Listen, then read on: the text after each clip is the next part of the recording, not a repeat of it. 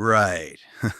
I'm probably the worst person to explain why 90% of men are being chemically castrated right now. I once thought testosterone was a new Marvel villain. But apparently, a 25-year-old guy today has the same testosterone levels as a 67-year-old from the 1980s. Which sounds fake until you see the research from the largest testosterone studies ever conducted.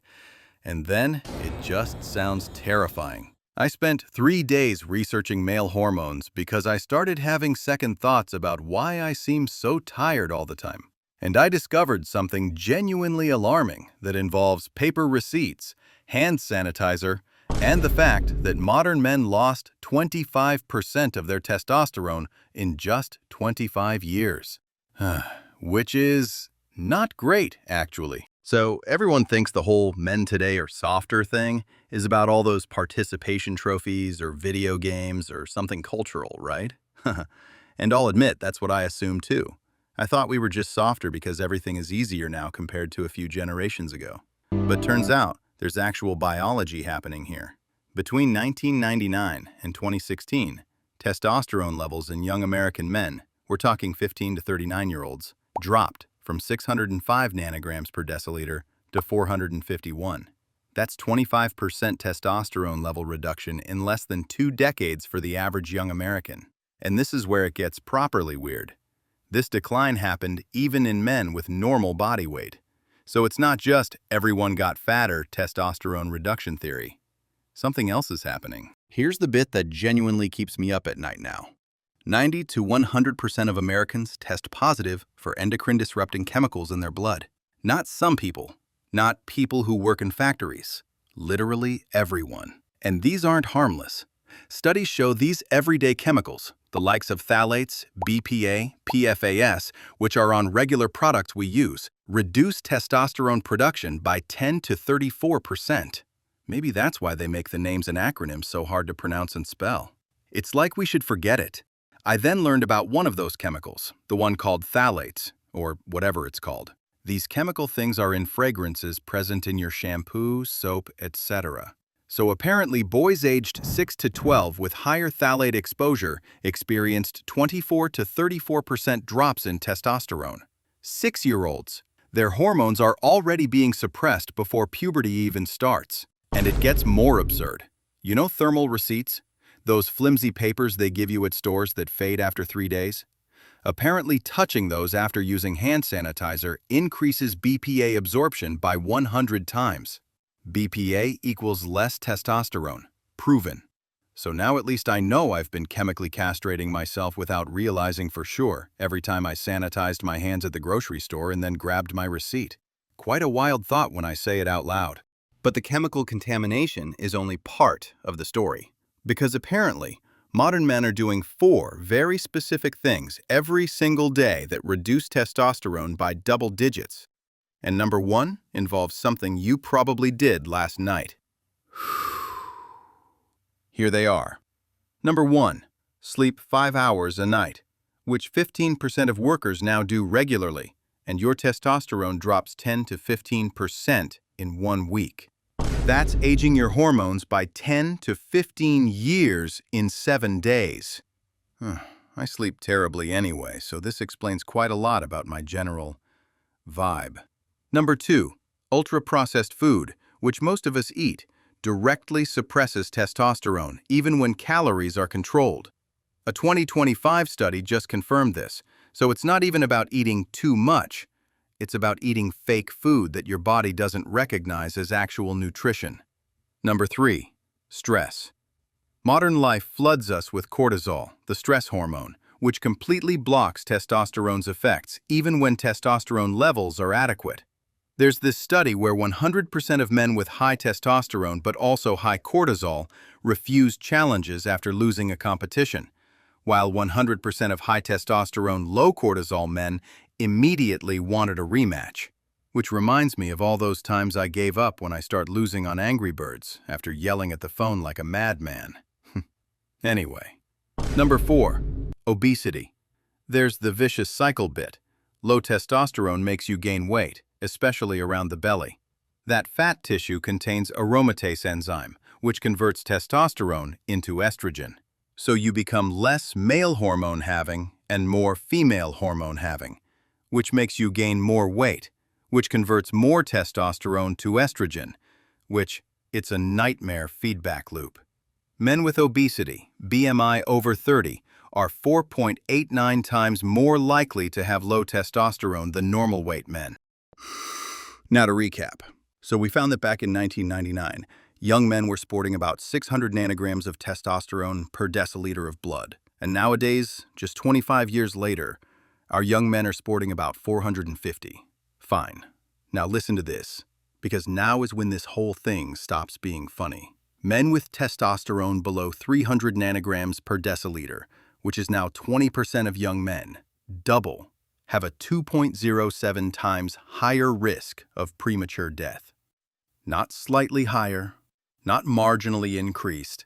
That's 2 times more likely to die early for all the math wizards out there. From cardiovascular disease, metabolic dysfunction, depression, all of it tracks back to testosterone deficiency. And apparently society just decided not to mention this. There's no public health campaigns, no awareness months, nothing. The male hormone has been forgotten. Meanwhile, women's hormonal health gets entire sections on magazines and support groups and medical research funding. Rightfully so, to be clear. But men are losing a quarter of their testosterone, starting at a young age, and the topic is generally treated like a joke, or something silly like, men are just softer now because they don't have to hunt anymore. Now, as if this wasn't hitting home enough, here's the really dark twist, and I mean really dark. Apparently, guys trying to fix this problem by taking testosterone are accidentally making themselves infertile, and nobody's telling them this before they start. So testosterone replacement therapy is now massive. Guys in their 20s and 30s going on TRT to optimize or feel like their grandfather or whatever. And it works. Studies show improvements in muscle mass, energy, erectile function, bone density, all of it. The recent Traverse trial with over 5,000 men proved it's cardiovascular safe too. Actually had fewer deaths than placebo. However, and this is the bit nobody mentions in the Gym Bro TRT content, taking testosterone from a bottle tells your body to stop making its own. And when your body stops, so does your sperm. So it should never be used by men trying to have kids.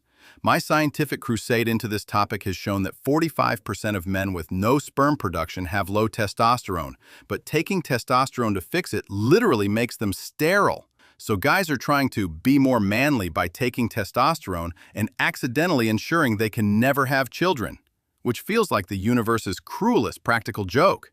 Recovery happens though. 67% get sperm back within 6 months after stopping, 100% within 2 years. But still, imagine discovering you're infertile because you never read the fine print. Now let's add a big but here to lighten up the conversation. Most guys can fix this low testosterone issue without medical intervention. Here are 4 simple things. Number 1, weight loss works dramatically.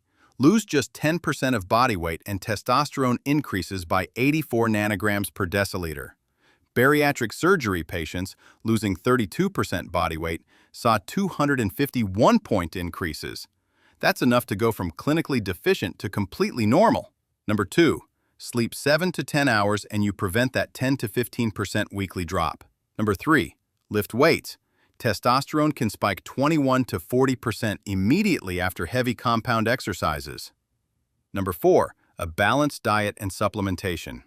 Vitamin D in deficient men increases testosterone by 25%. Zinc and magnesium correction can nearly double testosterone in severely deficient men. Ashwagandha, which apparently is a thing but not even Siri can spell it, provides 15% boosts to testosterone levels. So that's a bit of a positive twist. But do you want to know some really strange coincidences I uncovered on this 3-day testo binge? Marriage rates collapsed over the exact same timeline testosterone declined. In 1960, 72% of people were married. Now, 50%. We also knew that testosterone directly influences pair bonding behavior, where men in relationships have 21% lower testosterone than single men. So that raises this uncomfortable question. You need high testosterone to chase relationships, but testosterone drops after you get one. So if young men today are starting with testosterone levels that should only exist after marriage and 3 kids, are they hormonally already at sweatpants on the couch levels before they've even bought anyone dinner? Another scary fact. Male suicide is 4 times higher than females.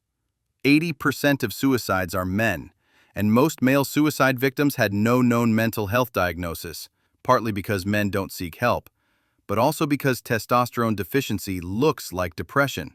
Fatigue, low motivation, irritability, difficulty concentrating, it's all the same symptoms. Only 27% of men report having 6 or more close friends compared to 41% of women. Men are increasingly socially isolated, dropping out of the workforce at higher rates, playing video games 8 hours a day, becoming Pikachu or whatever. And I'm not saying it's all testosterone. Obviously, culture and economics and social media and a dozen other things matter, but when you see that 20% of young men now have testosterone levels in the clinical deficiency range, and that's double what it used to be, you can't help but start connecting the dots. So there you have it, why 90% of men are chemically castrated, explained by someone who whispers, "sorry," to furniture, and had to Google gynecomastia 17 times while researching this. Turns out it's not soy milk or video games or kids these days. It's living in a chemical soup that didn't exist 30 years ago, sleeping 5 hours a night, eating ultra-processed garbage, sitting for 12 hours a day, and being chronically stressed about things cavemen never worried about. The bit that honestly bothers me most is that 90 to 100% of us test positive for hormone-disrupting chemicals. There's no escape. But anyway, if you want more health crises explained by someone who gets winded climbing stairs and once thought estrogen was a Swedish band, hit subscribe. Now, if you'll excuse me, I need to start declining receipts while maintaining uncomfortable eye contact with cashiers.